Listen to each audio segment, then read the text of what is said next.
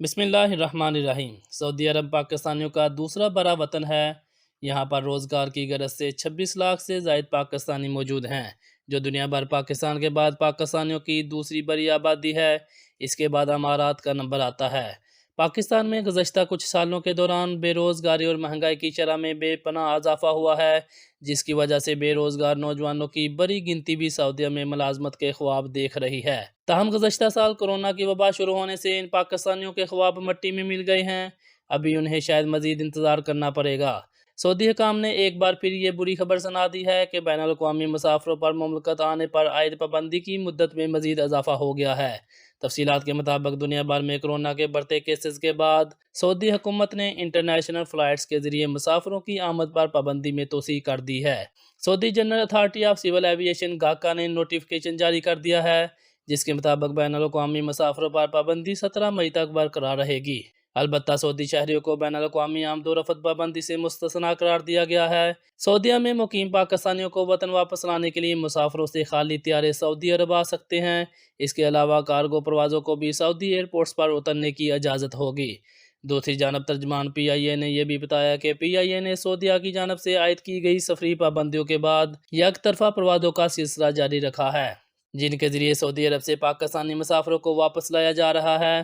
ترجمان پی آئی اے کے مطابق اب تک 100 سے زائد پروازوں کے ذریعے 25,000 کے لگ بھگ مسافر پاکستان پہنچ چکے ہیں۔ پی آئی اے کا سعودی عرب سے پاکستان کے لیے دمام، مدینہ، ریاض اور جدہ سے فلائٹس آپریشن جاری ہے۔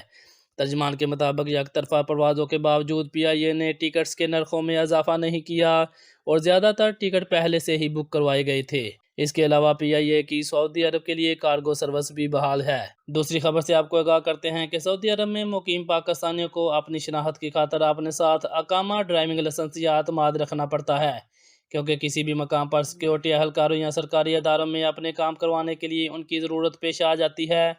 کئی بار اگر ان میں سے کوئی بھی دستاویزات ساتھ رکھنا بھول جائیں تو بڑی پریشانی کا سامنا بھی کرنا پڑ جاتا ہے۔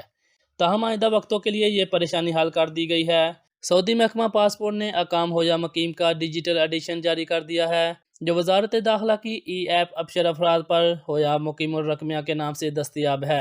سعودی عرب میں تمام تر ضروری دستاویزات کی ڈیجیٹلائزیشن کی جا رہی ہے، جس کا مقصد غیر قانونی طور پر مقیم غیر ملکیوں کا جلد از جلد پتہ چلانا اور انہیں پکڑ کر مملکت سے ڈیپورٹ کرنا ہے۔ اسی سلسلے میں سعودی محکمہ پاسپورٹ کی جانب سے ڈیجیٹل اقامہ کی سہولت بھی متعارف کرائی گئی ہے، جس سے سیکورٹی اہلکاروں کو فوری طور پر پتہ چل جائے گا کہ یہ شخص غیر قانونی طور پر مقیم ہے یا قانونی طور پر رہائش پذیر ہے۔ اکثر غیر ملکی جاننا چاہتے ہیں کہ کیا غیر ملکیوں کے لیے ڈیجیٹل اقامہ بنوانا لازمی ہے۔ اس حوالے سے جوازات کی جانب سے وضاحت کی گئی ہے۔ جوازات کے ترجمان نے یہ بھی بتایا ہے کہ غیر ملکیوں کے لیے فی الحال ڈیجیٹل اقامہ رکھنا لازمی نہیں بلکہ اختیاری ہے، البتہ ان کے پاس اقامہ کارڈ ہونا ضروری ہے۔ جو غیر ملکی ڈیجیٹل اقامہ حاصل کرنا چاہتے ہیں وہ اسے ابشر کے ذریعے ڈاؤن لوڈ کر سکتے ہیں۔ اگر راستے میں سیکورٹی اہلکاروں کی جانب سے شناخت طلب کرنے یا کسی ادارے میں ضروری کام ہو تو اقامہ کارڈ رکھنا بھی کافی ہوگا۔ اس صورت میں ڈیجیٹل اقامہ طلب نہیں کیا جائے گا۔ تاہم ڈیجیٹل اقامہ کا فائدہ یہ ہے کہ اسے اسمارٹ فونز میں بھی تصویری شکل میں محفوظ کیا جا سکتا ہے۔